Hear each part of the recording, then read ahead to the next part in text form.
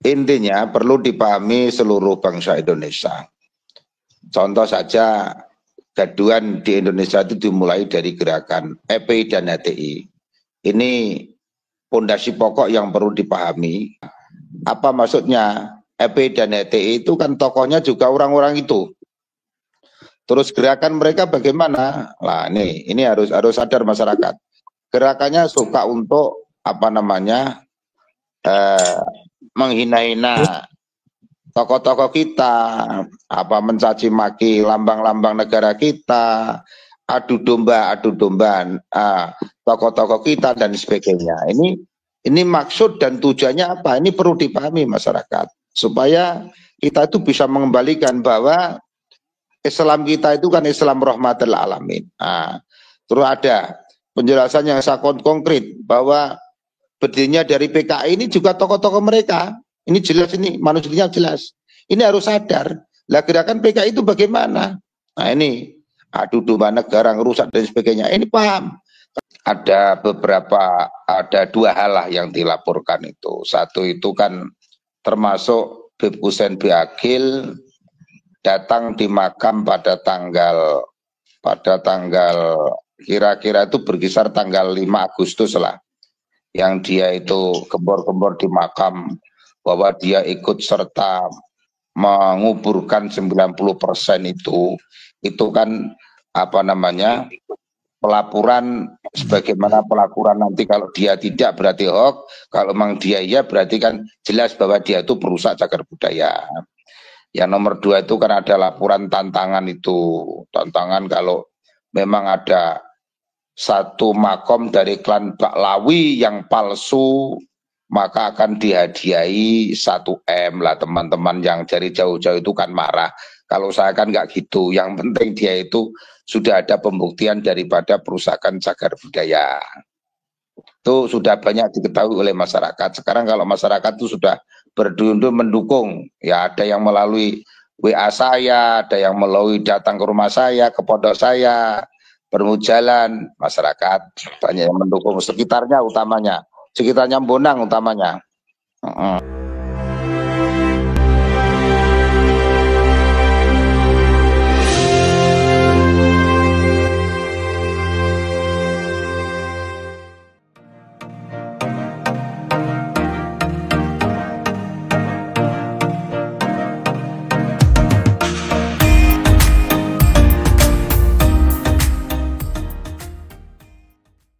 Untuk persoalan yang ada polemik ada di Bonang, memang kalau urusan sudah dilaporkan itu ya memang agak sedikit bisa dinilai lama, ya lama, bisa dinilai cepat ya cepat.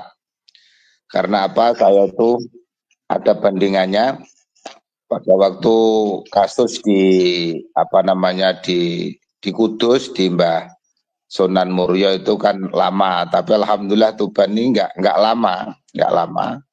Hingga akhirnya dari penyidikan pelapor, mulai yang melaporkan PWI Kabupaten Tuban, DPD Kabupaten Tuban, bahkan ada yang melaporkan PWI DPD Bojonegoro, PWI DPD Malang, PWI DPD Surabaya. Nah, terus termasuk PWI, DPD Kudus, semuanya sudah ada penyidikan. Sudah ada penyidikan. Karena apa? Laporan kasus polemik terduga ada makam palsu di sampingnya Mbah Munang itu 3 tempat yang untuk menjadi sasaran laporan, pertama di Polres Kabupaten Tuban, di Polda, dan juga di Cagar Budaya Trowulan. Alhamdulillah sudah ada tanggapan semua. Bahkan ini tinggal menunggu gelar perkara.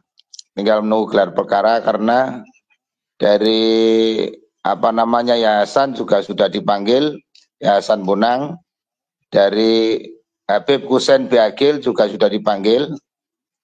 Apalagi penyidikan ulang dari pelapor juga sudah dipanggil. Baik laporan 2 di Polda maupun di Kapolres, ini tinggal menunggu waktu untuk gelar perkara. Itu untuk sementara laporan yang sudah saya terima yang dari pihak-pihak kepolisian, baik dari Kapolda maupun dari Polres. Nah, tinggal saya minta doanya bersama seluruh teman-teman se-Nusantara yang pecinta para Wali Songo, yang jadi kepengurusan PWI seluruh Indonesia, karena Wali Songo khususnya Tuban ini kan tidak semata-mata miliknya orang Tuban, ini miliknya orang seluruh Indonesia. Maka saya juga sangat terima kasih atas doanya teman-teman. Ternyata ini dipercepat oleh dari pihak kepolisian. Tinggal saja menunggu gelar perkara, Mas. Doakan semuanya dipercepat. Terima kasih untuk sementara prolog apa yang sudah saya jalankan. Baik, untuk yang melaporkan itu dari pihak PWI LS Tuban ya Pak Kiai? Atau seperti apa Pak Kiai? Atau mungkin warga juga melaporkan atau seperti apa? Warga juga ada melaporkan, namanya FKPP. Tuban itu kan ada FKPP, Forum Komunikasi Pondok Pesantren, juga melaporkan. Kalau PWI ya secara otomatis melaporkan. Ada 3 kabupaten melaporkan itu. Ya, bagaimana reaksi dan efek masyarakat sekitar Makabonang Pak Kiai? Karena kan selalu dikaitkan dengan PWLS, dan sebenarnya kalau kita lihat positifnya itu kan memang membela leluhur Nusantara, namun yang paling jahat itu framing sosial media yang mengkaitkan bahwasanya PWLS ini bongkar-bongkar makam, bangun makam sendiri, dibongkar juga sendiri gitu Pak Kiai. Bagaimana kalau di daerah mungkin Tuban sekitarnya kalau di daerah Tuban semakin hari masyarakat tahu gerakan PWI Kabupaten Tuban sekarang sudah banyak diketahui oleh masyarakat, dan bahkan masyarakat membenarkan. Ada laporan dari tim investigasi lapangan dari tim-tim saya itu bahwa bisa dinilai masyarakat Tuban 75% untuk mendukung. Diam-diam seperti itu. Karena apa? Yaitu melihat faktanya pada tahun 2000 sebelumnya dan tahun 2000 setelahnya itu berbeda. Nah, perbedaan itu memang sudah ada fakta perbedaan. Setelah makom banyak penggantian yang baru-baru, makom yang banyak penggantian baru-baru itu kan berkisar pada tahun 2011. Nah itu terhitung pula sebelum tahun 2010 itu enggak seperti itu. Akhirnya tahun 2011 ke atas itu kan ada perubahan. Nah perubahan itu diseimbangkan oleh masyarakat Tuban yang tahu bahwa batu nisan yang ada di bawah bisa dinilai jumlah yang di atas tidak sama. Yang nomor 2, batu nisan yang ada di bawah dan di atas, di bawah banyak tidak ada nama, tapi kenapa yang atas banyak nama? Lah nama yang di atas itu semuanya dari klan Balawi, dari Biagil, dari Segap, dari Al-Jupri, dari Al itu. Lah apa yang saya ketahui karena apa? Batu nisan yang ada di bawah itu adalah banyak yang dicabuti, banyak yang dipotong kan gitu. Terus disimpan, semuanya tidak ada namanya. Nah ini ya nanti kalau sudah diproses hukum ya tidak hanya sekedar namanya diduga, itu pasti ya perusakan yang jelas. Kalau diduga dan jelas perusakan kan beda. Kemarin masih istilahnya diduga perusakan, sekarang udah bukti. Karena batu nisan di bawah dan di atas tidak seimbang, dan juga ada bukti-buktinya bahwa batu yang ada di bawah itu diambil, mungkin ada yang dicabut, ada yang dipotong, rata-rata tidak ada namanya. Saya tahu sendiri itu. Ada 2 hal lah yang dilaporkan itu. Satu itu kan termasuk Bib Husein Biagil datang di makam pada tanggal kira-kira itu berkisar tanggal 5 Agustus lah, yang dia itu gembor-gembor di makam bahwa dia ikut serta menguburkan 90% itu kan pelaporan sebagaimana pelaporan nanti kalau dia tidak berarti hoax, kalau memang dia iya berarti kan jelas bahwa dia itu perusak cagar budaya. Yang nomor 2 itu kan ada laporan tantangan itu, tantangan kalau memang ada satu makom dari klan Baklawi yang palsu maka akan dihadiahi 1 M lah. Teman-teman yang dari jauh-jauh itu kan marah. Kalau saya kan nggak gitu, yang penting dia itu sudah ada pembuktian daripada perusakan cagar budaya.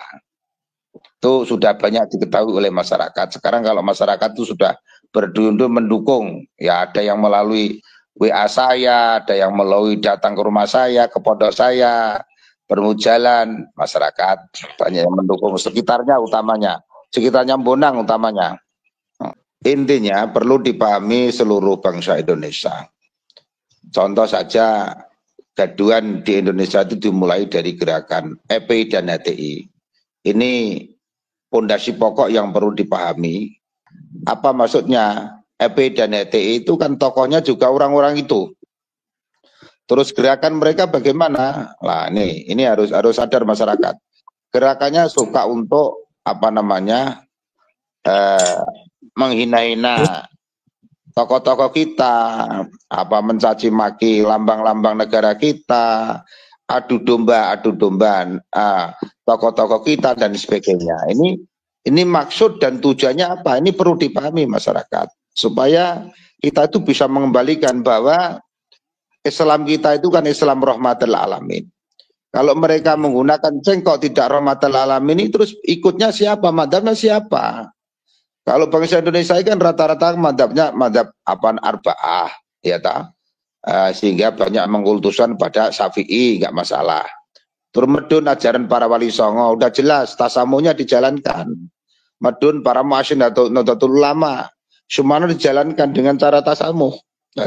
Gait masyarakat tidak semudah itu. Tapi setelah datanya resmi didirikan EPI dan HTI ini kan merusak segala sendi yang ada di masyarakat, sehingga masyarakat itu apa namanya banyak perubahan sistem yang tidak menggunakan dengan akhlakul karimah, peradaban perilaku orang Jawa. Ini banyak sekali, Mas. Nah, maka saya supaya pembicaraan ini bisa dipahami oleh seluruh bangsa Indonesia, sadarlah dengan kondisi bangsa kita seperti ini, dimulai dengan corak-corak mereka sehingga meneruskan perjalanan mereka terus selalu untuk mengusik negara. Nah, terus ada penjelasan yang sangat konkret bahwa berdirinya dari PKI ini juga tokoh-tokoh mereka. Ini jelas, ini manusianya jelas. Ini harus sadar. Lah gerakan PKI itu bagaimana? Nah ini adu domba negara, rusak dan sebagainya. Ini paham. Kalau insya Allah masyarakat Indonesia yang dari pondok pesantren, yang ahli baca kitabnya jangan hanya salah satu saja, umat-umat tentang apa namanya diplomasi, ilmu mantek, cuman balago usul saja enggak, penjabaran dari kitab saja enggak, penjabaran dari hadis saja tidak, dilengkapi data-data yang lain supaya kita ini ada mendapatkan hidayah dari Allah Ta'ala. Ini merupakan hal penting bagi generasi-generasi kiai-kiai muda, generasi-generasi bangsa, sekap, tanggap, sasmito, bagaimana dengan apa namanya gejolaknya bangsa Indonesia di saat ini kan. Indonesia ini kapan merasakan merdeka yang utuh? Nah, ini perlu Mas Reli selalu kita kumandangkan terus. Perampoknya juga kelompok-kelompok mereka nih. Pertamina saya ini, Pertamina dekat pondok saya itu dekat Pertamina Dateson. Dulu tuh saya tahu rata-rata yang masuk ya kelompok-kelompoknya para habaib Bib Lutfi itu. Oh, saya berani der-deran kalau bicara karena banyak yang tahu. Nah, kejadiannya seperti ini. Maka kita berdoa kepada Allah Ta'ala, semoga Bapak Presiden kita, Pak Prabowo ini, mohon maaf Mas Arli, Pak Prabowo ini mempunyai ponconoko, kalau sudah dia itu marah bidi orang itu. Nah, semoga namanya Rizal Khalid segera di-PD ini. Bib Lutfi juga segera di-PD, rasa dikasih posisi.